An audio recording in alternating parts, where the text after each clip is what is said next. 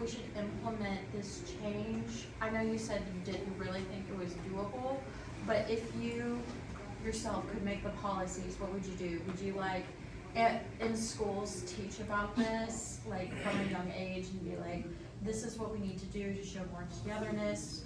Or would you start with the legislator first and try and reform the system? How would you go about that? From just like personal research on this, reforming the system would be the best way to do this. I think schools right now are a touchy subject. I'm from Florida, so Yeah. I know that subject very well. Yeah, like we can't teach children right now about these things without it being a whole political issue. But reforming political parties would mean they have to recognize it themselves to reform. We already have people that try to do that, but I feel like that's the best way to fix this problem. I'd also just say, like, encourage people to, like, you know, work together more. I mean, if you're not, we need to figure out a way that we can benefit all people better, and we can't get that done by, you know, one side voting no to everything the other side says and vice versa. Like, if there's not some sort of, you know, compromise in the middle, then it's never gonna work. How would you suggest we do that? Do we do like public service announcement, like be together, like So just the more people doing this research and speaking about it at conferences like this, like how? the elites of the parties know that this is a problem. Newt Gingrich, a lot of people know him in politics. He is the reason that our system is like this. The Republican Party, the current day Republican Party, is the reason that we are so messed up in America. Not to throw them under the bus, but like they saw an opportunity and they took it to grab power again. And I think educating people who are on like the level of non-elites, people, the everyday folk on this, and having them understand that we are being pitted against each other, and that they know that because the political parties just want to keep power. Not to sound like a radical, but they don't have our best interests at heart, like 90% of the time.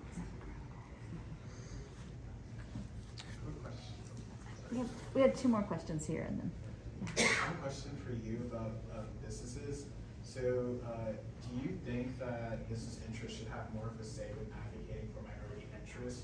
We often hear about policing, education, and systemic racism, but I feel like, you know, if we are capitalists, if we're in a capitalist system, we should be devoted more to business. So do you think like that would be a good method for advocating for minority interests?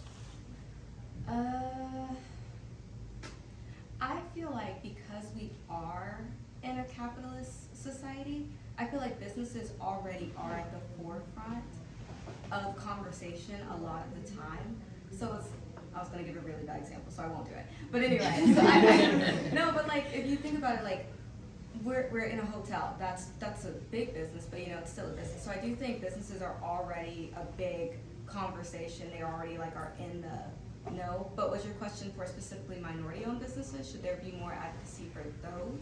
So like just like we should maybe like deregulate even more. Maybe I know there's like areas that we should like to. I don't want to. That's not me personally. But we should take a even more libertarian approach of just like having financial business leaders kind of saying like from the Black community, for example. So something like that, and just like kind of advocating more versus like the activist side, if that makes sense. So you have more business interests at the forefront. I think,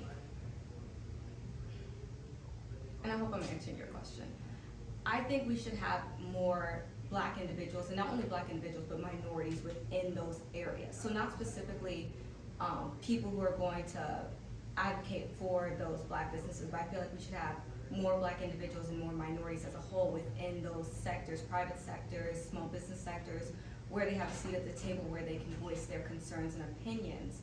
Because I feel like a lot of thing about the business, small businesses, any type of business, is that it's a very elite system. You get there purely, not purely, but mostly of like who you know, your family has money, things like that. That's how a lot of people gain capital and have those ties into the financial industry. So I think it's more about having more minority individuals within those areas of business who have a seat at the table, who can voice their concerns for other people who are experiencing the same thing that they may have experienced or will experience. Does that answer your question? Yes, it does. Okay. We had a question in the back, I think. Yeah. So my question is for Lex and Hunter. So we talked a bit about about the bottom-up versus top-down approach, and specifically, you were talking about the 1960s being this very big period for societal and cultural growth, and during that time, at least to my knowledge, grassroots movements were a very big thing at the time. So do you think, part of the solution to this divided soul is grassroots movements, or do you think polarization is, too great of a bridge to actually have this be a solution? I think there's a lot of things that happen, like politically in the 1960s. I think this is also like the time when the political parties were still kind of switching around on their platforms, so that also has to do with it as well. Grassroots movements were big at that point, but now they seem, I think they're called astroturf movements, if I'm not mistaken. They're set up by large corporations. They're fake. They're not real. Like having an actual grassroots movement that is backed by the people, that is on a greater scale, I don't think it's doable anymore unless there is a lot of support behind it. I think we see that now with I forget the name of the one for school shootings, but that movement, that was started by students, other people as well. We're seeing how they're working and they're getting their voice out, but it's not making any change on a legislation level. I was wondering, you mentioned the study about the black and white testers revealing the discriminatory practice. Were there consequences for those lending institutions that had discriminatory practice? Did they get punished, To my shut knowledge, down, or? To my knowledge, no, because the thing about studies like that is that they could say, oh my God, that was just that one person there that day, or oh, there's so many other factors that contribute to the disparities that minority business owners face, that it's very hard for people to be like, you did this because you were being discriminatory, They could be like, oh, we already met our quota for that day. So to my knowledge, no. And it was just like an experiment too, so they couldn't go back and be like, hey, I have two questions actually. One is about the schools. Was there any research done to see what does work? We know what doesn't work.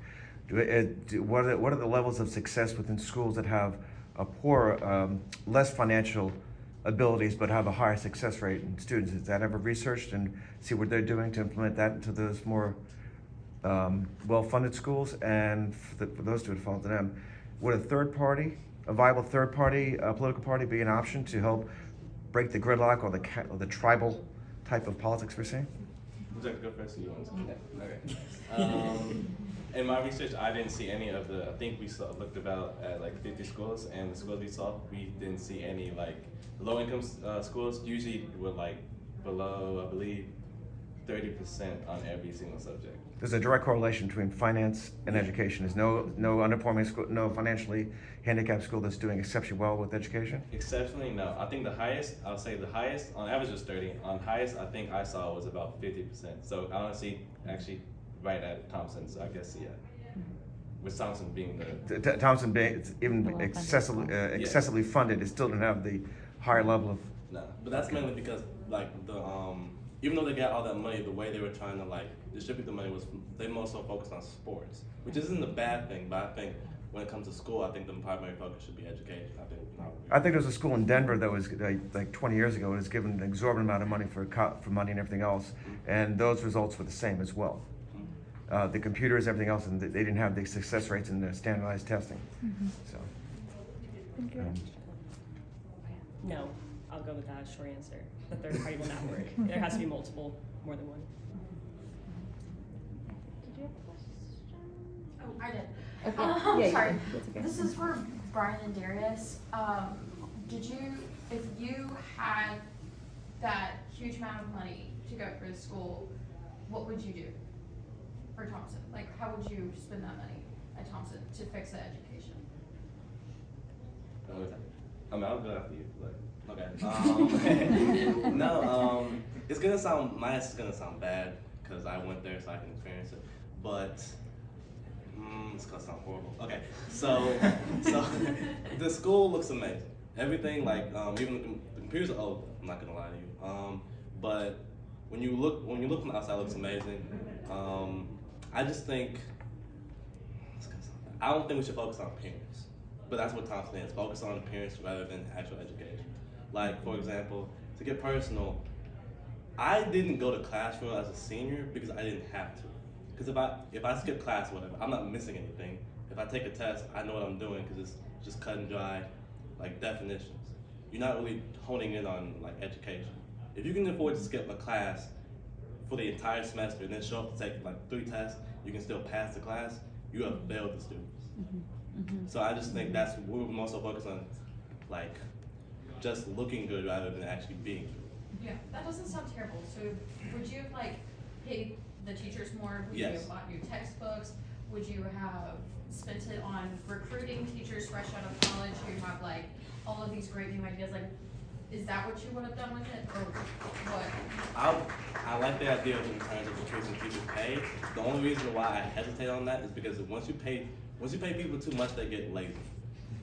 They don't. So like, no offense to anyone, but like, if my teacher was getting like, say, it's a high number, but $30 an hour, they're not gonna do nothing probably.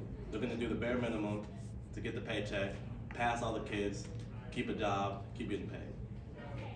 That's the only issue I have with teachers getting paid. Even though I do like the idea of increasing it, but not to like.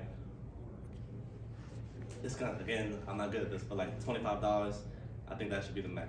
Like increasing it so it's competitive, so people want to do the specialty, so that you can use the money to hire more people, so that they're enough for the students, and hire support for those teachers. And have continuity of teachers. Okay. Yeah, I would say because like with Thompson, I don't even think the student-teacher ratio was actually the problem. I just think the teachers were necessarily the problem because they didn't really do anything, which I don't blame them for because if I was at Thompson getting paid that much, I wouldn't do anything either because it's super easy. So is the problem teacher education in Alabama? In Alabama, yeah, I'll say yeah. You didn't even think about that, okay. Well, we actually are. I also think it also goes on the students because they're not really doing anything to help themselves either. Like outside the classroom, students aren't really looking into like any types of like subjects. That doesn't mean they're not getting graded. Like if I'm not getting graded for like reading necessarily, I'm not gonna really do it. Well, back in the day, I do it now because I've gotten better. But yeah, I just think with educating, I think it just comes down to like where you put the money. I think that's a great idea in terms of getting teachers paid. I think getting more like modern laptops instead of like old desktops. I think that would be a good thing. But yeah, honestly, I don't necessarily know where I put all the money because $88 million is a lot of money to focus on just different things. I do think like we should focus more on special needs though. I do think that and like mental health. So yeah, but I can't really answer your question. How do you think about that? We actually are at time. Yeah. Honors program directors and faculty should get paid less.